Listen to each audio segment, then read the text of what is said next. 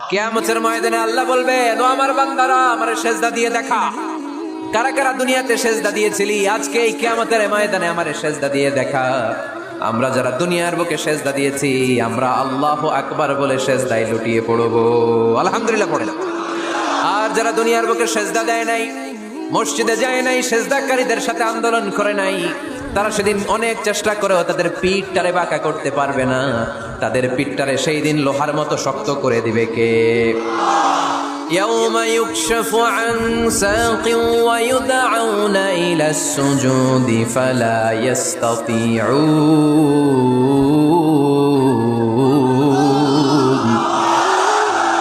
সেদিন আল্লাহ তাআলা ওনার পায়ের গোছা উন্মুক্ত করবেন, পায়ের গোছা দেখাবেন আর বলবেন, সেজদা দাও, সেজদা দাও। কারা দুনিয়াতে সেজদা দিয়েছো এখনই টের পাওয়া যাবে। আমরা আল্লাহু আকবার বলে সেজদায় লুটিয়ে পড়বো, কিন্তু যারা দুনিয়ায় সেজদা দেয় নাই, এরা অনেক চেষ্টা করো।